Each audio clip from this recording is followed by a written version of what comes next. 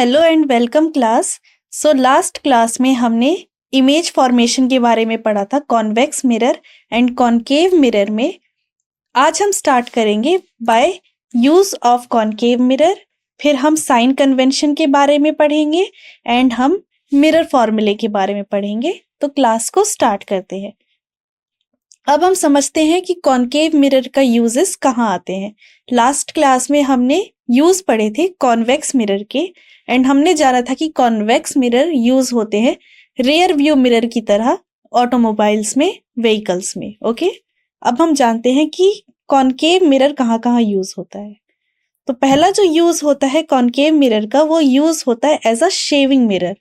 Okay, जो छोटे छोटे मिरर्स होते हैं जो मेकअप किट में या फिर शेविंग मिरर होते हैं जो बहुत छोटे से होते हैं, वहां पर इनका यूज होता है। They are used as the reflectors in car headlight. जो कार की हेडलाइट होती है उसमें एक छोटा सा बल्ब लगा होता है, फिर क्या करते हैं वहां पर कॉनकेव मिरर को लगा दिया जाता है एंड कॉनकेव मिरर क्या करता है, चीजों को कंसंट्रेट कर देता है। ओके, लाइट जो सर्च लाइट होती है, टॉर्च होती है जो हमारी, उसमें भी कॉनकेव मिरर लगा रहता है।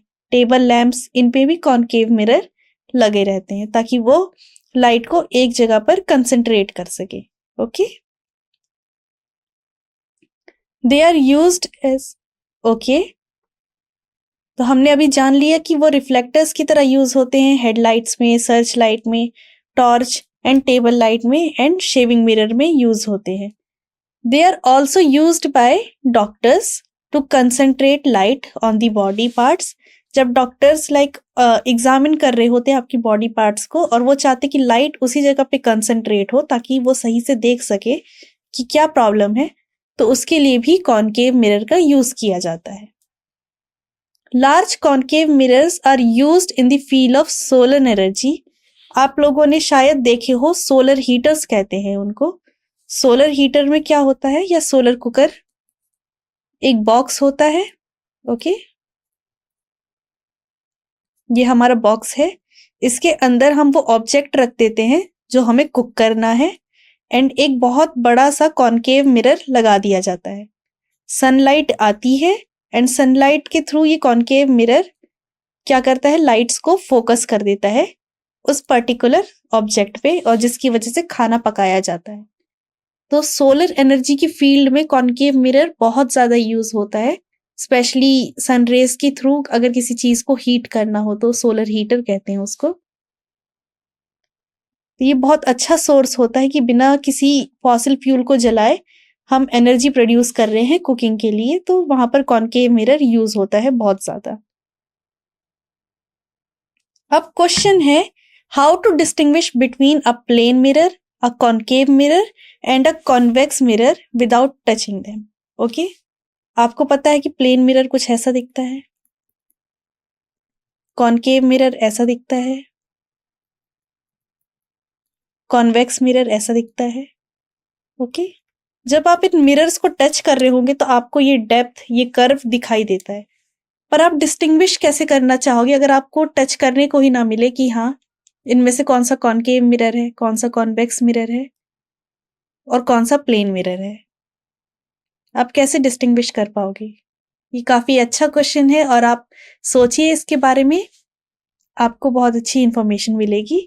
तो इसका सॉल्यूशन ये है कि हम अपनी इमेजेस को देखकर, ओके, इमेजेस को देखकर हम पता कर पाएंगे कि कौन सा प्लेन मिरर होता है। बिकॉज प्लेन मिरर में जो इमेज होती है वो वैसी की वैसी होती है, हमेशा सेम साइज की होती है। कॉनकेव मिरर में हमने देखा कि ज्यादातर जो इमेज होती है वो मैग्नीफाइड बन रही होती है, ठीक है। एंड कॉन्वेक्स मिरर में जो इमेज होती है वो जनरली डिमिनिश्ड बनती है। तो हम अपनी इमेज को देखकर चेक कर सकते हैं कि कौन सा प्लेन मिरर है, कौन सा कॉनकेव मिरर है एंड कौन सा कॉन्वेक्स मिरर है। प्लेन मिरर में इमेज सेम साइज की बनेगी, कॉनकेव मिरर में इमेज हमेशा मैग्नीफाइड बनती है मोस्ट ऑफ द केसेस में, हमने रे डायग्राम्स में पढ़ा है। एंड कॉन्वेक्स मिरर में डिमिनिश्ड इमेज बनती है। ओके, अब यहाँ पर हम एक बहुत इंपॉर्टेंट टॉपिक शुरू करने जा रहे हैं जिसको कहते हैं sign convention. Okay, sign convention help करता है हमें साइन देने में कि किस वाली डायरेक्शन को हम पॉजिटिव कंसीडर करें, किस वाली डायरेक्शन को हम नेगेटिव कंसीडर करें। ये सब चीज जानने के लिए हमें साइन कन्वेंशन की बहुत जरूरत होती है। तो साइन कन्वेंशन में हमेशा ध्यान रखना है हमें कि जो मिरर होता है, मिरर का जो पोल होता है वो वाई एक्सिस के साथ कोइंसाइड करना चाहिए। सारी की सारी जो डिस्टेंस होती है वो पोल से मेजर करी जाती है। ठीक है, हर ऑब्जेक्ट को हम लेफ्ट हैंड साइड में रखे करेंगे। ओके, ऑब्जेक्ट कहाँ पर रखा जाएगा? लेफ्ट हैंड साइड में। तो इमेज इंसिडेंट रे जो होगी वो लेफ्ट से राइट की साइड जा रही होगी। पहली चीज तो ये। Distance measured in the same direction as that of the incident ray are taken to be positive. Distance जो हम measure करेंगे सेम डायरेक्शन में, जिस डायरेक्शन में इंसिडेंट रे आ रही है, मतलब इस डायरेक्शन में जो भी हम डिस्टेंस मेजर करेंगे उसको हम हमेशा पॉजिटिव लेंगे। ठीक है, ये 3 रूल हैं। अभी आगे और भी रूल्स आएंगे साइन कन्वेंशन के। चौथा रूल ये है कि अगर इंसिडेंट रे ऐसे आ रही है पर जो आप डिस्टेंस मेजर कर रहे हो वो ऐसे है, तो इसको हम नेगेटिव कंसीडर करेंगे। डिस्टेंस ऊपर की साइड जो हम मेजर कर रहे हैं उसको पॉजिटिव कंसीडर करेंगे एंड नीचे की साइड हम जो मेजर करेंगे उसको नेगेटिव कंसीडर करेंगे। ये दोनों पॉइंट्स ये कह रहे हैं। ओके, तो साइन कन्वेंशन को अगर हम देखें इमेज के तौर पे तो वो ये रहा कि ये हमारा, हमने कॉनकेव मिरर ले लिया, यहाँ पर कॉन्वेक्स मिरर भी हो सकता है। पोल से हमने एक्सिस बना डाला है।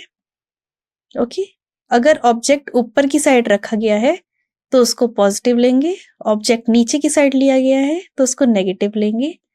अगर रे ऐसे जा रही है तो उसको पॉजिटिव कंसीडर करेंगे और नेगेटिव कंसीडर करेंगे जब रे इस डायरेक्शन में जा रही हो, राइट टू लेफ्ट जा रही हो। तो ये डायग्राम है साइन कन्वेंशन का। साइन कन्वेंशन को हमें कंसीडर में लेना पड़ेगा जब हम क्वेश्चन सॉल्व करा करेंगे। ओके, आगे टॉपिक आने वाला है मैग्निफिकेशन, तो वहां पर भी साइन कन्वेंशन को लेना पड़ेगा कि इमेज ऊपर की साइड बन रही है कि नीचे की साइड बन रही है। ओके, तो साइन कन्वेंशन ध्यान रखना है एंड काफी इजी है। इस डायरेक्शन में पॉजिटिव, अपोजिट डायरेक्शन में नेगेटिव, ऊपर की साइड पॉजिटिव एंड नीचे की साइड नेगेटिव। यही बस साइन कन्वेंशन है अगर बहुत इजी वे में बोला जाए तो। ओके, तो अगर साइन कन्वेंशन की बात करा जाए, ये हमारा कौन सा मिरर है? कॉनकेव मिरर है एंड उसका फोकल लेंथ इधर की साइड बनता है। ओके, यहाँ पर फोकल लेंथ बनता है। तो देखा जाए तो ये वाली लेंथ कैसी कंसीडर करी जाएगी, पॉजिटिव या नेगेटिव? ये कंसीडर करी जाएगी नेगेटिव। बट अगर हम अपने दूसरे मिरर को लें जो कि है हमारा कॉन्वेक्स मिरर, इसका फोकल लेंथ वर्चुअल होता है और इसका फोकस यहां पर बनता है, तो इस साइड हम क्या कंसीडर करें, पॉजिटिव या नेगेटिव? हम इसको कंसीडर करेंगे पॉजिटिव। ये दोनों पॉइंट ये कह रहे हैं important. These sign are according to rectilinear coordinate system. जो हम अपना कोऑर्डिनेट सिस्टम आज तक पढ़ते आ रहे थे, एक्स वाई, इधर की साइड सारे पॉजिटिव नंबर लिखे जाते हैं, इधर की साइड नेगेटिव नंबर लिखे जाते हैं। ये जो साइन कन्वेंशन लिया गया है ये इसके अकॉर्डिंग ही लिया गया है। ओके, और यहाँ पर हम सेंटर में अपना मिरर रख देते हैं, तो बिल्कुल सिमेट्री है। इस साइड जो भी चीज रखी जाएगी वो नेगेटिव, ऊपर की साइड की बात करी जाएगी तो पॉजिटिव, इस साइड रखा जाएगी कोई चीज तो पॉजिटिव, इधर की साइड रखा जाएगा तो पॉजिटिव, नीचे नेगेटिव, इधर की साइड गए आप पॉजिटिव, अगेन इधर की साइड गए तो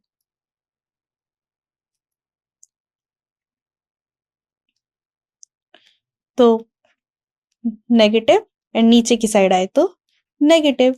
सिंपल, बिल्कुल कोऑर्डिनेट सिस्टम से ये चीज उठाई गई है। ओके, अब हम आगे चलते हैं। Note, okay, always draw a rough रे डायग्राम।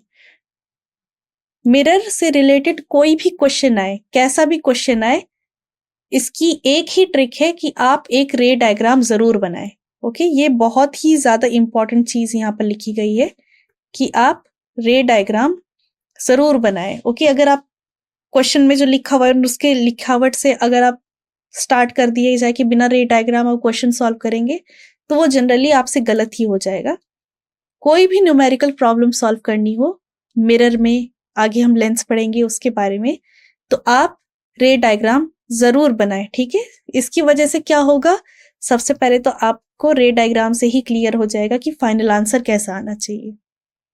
मैं बताऊंगी, मैं आपको ट्रिक्स सिखाऊंगी कि कैसे आपको रे डायग्राम बनाते ही समझ में आ जाएगा कि फाइनल आंसर क्या होना चाहिए, और रे डायग्राम की हेल्प से आपको पता भी चल जाएगी कौन सी क्वांटिटीज को पॉजिटिव लेना है, कौन सी क्वांटिटीज को नेगेटिव लेना है। तो ये बहुत ही ज्यादा इंपॉर्टेंट है कि आप अगर कोई भी क्वेश्चन सॉल्व करें तो उसमें रे डायग्राम जरूर बनाएं।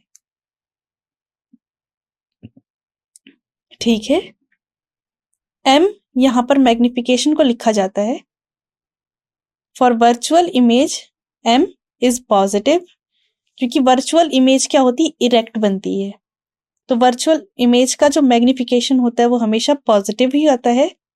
ठीक है, और रियल इमेज का जो मैग्निफिकेशन है वो हमेशा नेगेटिव आता है, बिकॉज जो इमेज होती है वो इन्वर्टेड बन रही होती है। ये कुछ पॉइंट्स जो बता रही हूं मैं, आप अभी सुन लीजिए, बट जब आप क्वेश्चन करोगे तो ये चीजें अपने आप ही फिगर आउट आपको होना शुरू हो जाएगी, फिर आपको याद आ जाएगा कि हाँ मैंने ऐसा कुछ भी आपको बता रखा है। अब नेक्स्ट जो चीज है उसको हम कहते हैं मिरर फॉर्मूला। कोई भी मिरर रखा हुआ है, मान लीजिए कॉनकेव मिरर रखा हुआ है। ठीक है, यहां पर हमने किसी ऑब्जेक्ट को रखा, यहां पर कोई उसकी इमेज बनी, एंड ये हमारे पास फोकस है। ये हमारा ऑब्जेक्ट है, ये हमारा इमेज है। तो ऑब्जेक्ट से पोल के बीच की डिस्टेंस को हम स्मॉल यू से रिप्रेजेंट करते हैं। ओके, इमेज से पोल के बीच की डिस्टेंस को हम वी से रिप्रेजेंट करते हैं, एंड फोकस से पोल के बीच की डिस्टेंस को एफ से रिप्रेजेंट करते हैं। तो इमेज की डिस्टेंस, डिस्टेंस, ठीक है, इमेज की distance, focal length and object distance, इन तीन के बीच में एक रिलेशन होता है। एंड वो रिलेशन क्या है, वो रिलेशन है ये फॉर्मूला कि 1/u प्लस 1/v इक्वल होता है 1/f के, और इसी फॉर्मूले को कहते हैं द मिरर फॉर्मूला। इस फॉर्मूले का हमें कोई प्रूफ नहीं जानना है, हमें ये फॉर्मूला डायरेक्टली याद होना चाहिए। एंड अब इसी फॉर्मूले से रिलेटेड आपके सामने बहुत सारे क्वेश्चन आएंगे। ओके, हमेशा याद रखना u किसके बीच की डिस्टेंस होती है, ऑब्जेक्ट से पोल के बीच की डिस्टेंस, जिसे ऑब्जेक्ट डिस्टेंस कहा जाता है। इमेज को क्या इमेज डिस्टेंस को हम v से लिखते हैं, एंड f से लिखते हैं फोकल लेंथ, और इन तीनों के बीच में ये रिलेशन है 1/u। याद रखना मिरर में हमेशा प्लस यूज होता है, 1/u plus 1/v equal to 1/f। इसको कहते हैं द मिरर फॉर्मूला। ओके, इस चीज को आप याद रखिएगा। अब नेक्स्ट टॉपिक जो आ जाता है वो है पावर ऑफ द मिरर। आप में से बहुत सारे बच्चे चश्मा पहनते हैं, तो हम पूछते हैं कि पावर क्या है उसकी, तो उसके बारे में जानते हैं कि पावर ऑफ द मिरर की डेफिनेशन क्या है। A spherical mirror has infinite number of focus. ठीक है, पहली पॉइंट तो ये। और optical power of a mirror, जिसे डायोप्टर में नापा जाता है, वो इक्वल होता है 1/f, जहां पर फोकस, याद रखिएगा यहां पर यूनिट्स का बहुत अच्छे से ध्यान रखना है। फोकस को पावर में हमेशा मीटर में लिया जाता है, जिस चीज का हमें हमेशा ध्यान रखना है। कि ऑप्टिकल पावर जब मिरर की बात की जाती है तो फोकस को मीटर में कैलकुलेट किया जाता है एंड पावर की यूनिट होती है डायोप्टर। ये relationship between focus and radius of curvature ये हमने बहुत स्टार्टिंग में ही जान लिया था कि ये अगर स्पेयर है, ये उसका radius of centre of curvature है, ये पूरी डिस्टेंस रेडियस है, बीच में कहीं फोकस होता है, तो रेडियस किसके इक्वल होता है? 2 टाइम्स ऑफ फोकस। ओके, ये हमने बिल्कुल स्टार्टिंग में ही समझ लिया था कि रेडियस किसके इक्वल होता है? 2 times of the focus. A curved or spherical mirror is reflecting surface which is formed by two part of hollow sphere. The spherical mirror are of two type, concave and convex, और दोनों में ही ये relation valid होता है। ठीक है, radius of curvature हमेशा twice focal length के बराबर होता है। अब नेक्स्ट टॉपिक आ रहा है magnification of a concave mirror. Okay, For a magnification, consider an object AB of height h1. हमने एक ऑब्जेक्ट कंसीडर किया AB of height h1 is placed beyond C, C के पीछे रखा गया है, such that one ray incident on the pole, एक रे पोल पे इंसिडेंट हो रही है, and other pass through C. Okay, और दूसरी रे C से पास हो रही है, C से पास होती है तो C के पास ही आ जाती है, और एक रे पोल से निकल रही है तो वो इधर ही टकरा जाएगी, यहां पर कहीं इमेज फॉर्मेशन होगी। आफ्टर रिफ्लेक्शन, देखिए मैंने क्वेश्चन में जितनी भी इंफॉर्मेशन दी है मैंने उसका एक रे डायग्राम बना दिया। हमें यही करना है, हर क्वेश्चन में हमें रे डायग्राम बनाना है। After reflection ray pole come to the direction px and one pass through c meet at a point a dash b dash. ठीक है, तो इसको हमने a डैश b डैश कह दिया और इसकी हाइट है h2। ओके, अभी तक हमें ये बताया गया है। ये देखिए इसका डायग्राम नीटली यहाँ पर भी बन रखा है कि ए बी हमने एक h हाइट का ऑब्जेक्ट लिया, एक रे पोल से पास हुई, angle of incident angle of reflection के बराबर होगा, तो वो इस वे में बाहर आ गई, एंड दूसरी लाइन को हमने सेंटर ऑफ कर्वेचर से पास किया, तो जिस डायरेक्शन में रिफ्लेक्ट हुई उसी डायरेक्शन में वापस चली जाएगी। तो ये जो जहां पर इंटरसेक्ट हुआ वहां पर हमने ए बी डैश कहा और इसकी हाइट है h2। तो अगर हमने सारे के सारे रे डायग्राम्स को वो किया, सिमिलर ट्रायंगल की प्रॉपर्टी यूज करी एंड सारे के सारे साइन कन्वेंशन को कंसीडर में लिया, तो आपको फाइनली ये फॉर्मूला याद होना चाहिए कि मैग्निफिकेशन इक्वल होता है माइनस इमेज की distance divided by object distance, और मैग्निफिकेशन इक्वल होता है हाइट के डिवीजन से, image height divided by object height.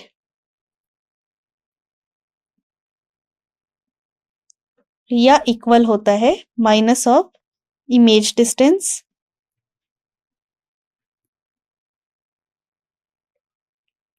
Divided by object distance. ये मिरर में मैग्निफिकेशन का फॉर्मूला है, इसका हमें ध्यान रखना है। हमें ये बस फॉर्मूले से ही मतलब है, इसके प्रूफ के बारे में हमें इतना नहीं जानना है। ओके, क्योंकि डायरेक्ट क्वेश्चंस आते हैं फॉर्मूले से। Magnification of a concave mirror, h2 by h1 equal to minus v by u, ये याद रखना है। मिरर फॉर्मूला भी अब हमें पता चल गया है। मिरर फॉर्मूला क्या था? 1/u plus 1/v equal to 1/f। ये मिरर फॉर्मूला है और ये मैग्निफिकेशन का फॉर्मूला है जिसको हमें ध्यान में रखना है। ओके, अब क्वेश्चंस आ गए हैं उससे रिलेटेड, तो अब स्टार्ट करते हैं क्वेश्चंस को सॉल्व करना। तो पहला क्वेश्चन ये है, अ 2.0 centimetre long object is placed perpendicular to the principal axis of a concave mirror. तो पहले मिरर कौन सा दे रखा है हमें? कॉनकेव मिरर दे रखा है।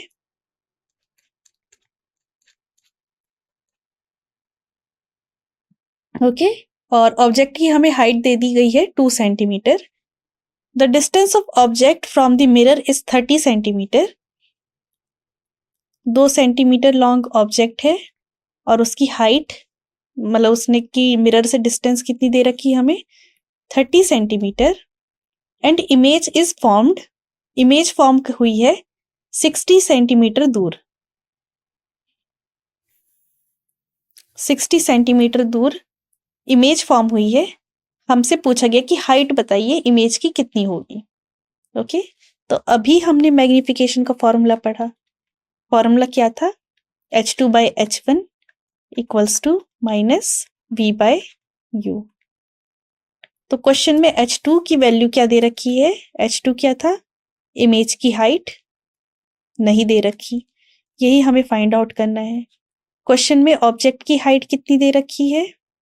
ऑब्जेक्ट की हाइट दे रखी है 2 सेंटीमीटर, माइनस इमेज की डिस्टेंस कितनी दे रखी है? 60 सेंटीमीटर, एंड ऑब्जेक्ट की डिस्टेंस कितनी दे रखी है? 30 सेंटीमीटर। तो इमेज की हाइट आप कैलकुलेट कर सकते हैं, कितनी होगी? 4 centimetre. And minus sign indicate कर रहा है कि इमेज क्या बनी है? इन्वर्टेड फॉर्म हुई है। ओके, तो यहां पर उसी का ही रे डायग्राम है एंड करेक्ट सॉल्यूशन दिया जा चुका है। यू इतना दे रखा है, वी इतना दे रखा है, साइन कन्वेंशन यूज किया गया है और ये उसका प्रॉपर सॉल्यूशन है। ओके, ठीक है। नेक्स्ट क्वेश्चन ये है कि a 1.2 centimetre long pin is place perpendicular to the principal axis of convex mirror. Mirror अब कॉन्वेक्स है,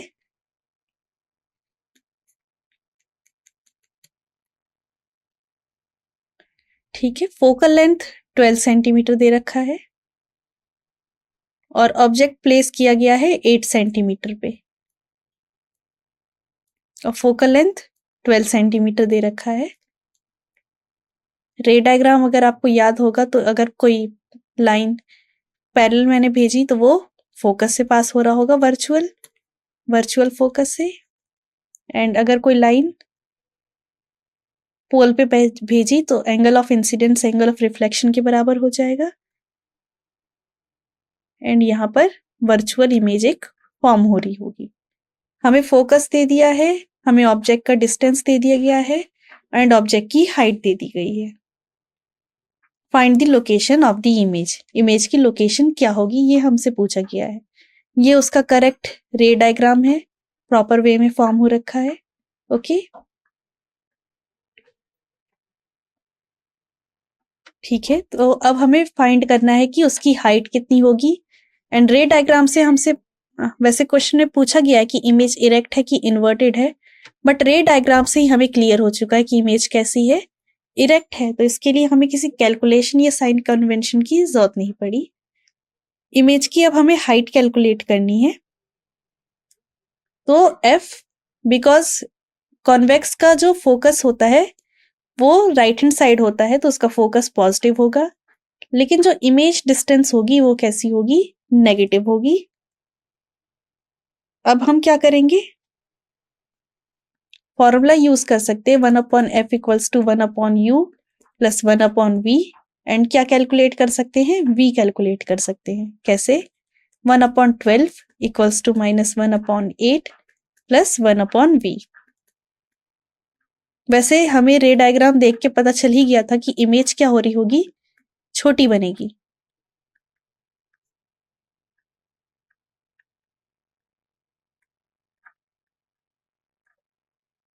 तो v 24/25 सेंटीमीटर आ गया।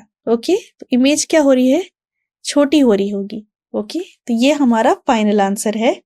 और इमेज कैसी फॉर्म हो रही है? इमेज हमारी फॉर्म हो रही है इरेक्ट। सो अब हम ये क्लास को ओवर करते हैं। नेक्स्ट क्लास में हम आगे के टॉपिक्स को कवर करेंगे। आज की क्लास में हमने sign convention, magnification, mirror formula and questions की प्रैक्टिस करी है एंड ये सारे के सारे टॉपिक्स बहुत ज़्यादा ही इंपॉर्टेंट है। लाइट चैप्टर का मोस्ट ऑफ द पोर्शन यहाँ पर कंप्लीट हो चुका है रिफ्लेक्शन पार्ट से। ओके, तो आप और ज़्यादा क्वेश्चंस की प्रैक्टिस करिए एंड हमेशा ध्यान रखना है कि आपको रे डायग्राम ज़रूर बनाने हैं। सो रे डायग्राम्स की आपको अच्छे से प्रैक्टिस होनी चाहिए। साइन कन्वेंशन के बारे में आपको अच्छे से पता होना चाहिए, फिर आप सारे क्वेश्चन को अच्छे से सॉल्व कर सकते हैं। ओके, तो आज की क्लास हम यहाँ पर कंप्लीट करते हैं। Thank you so much.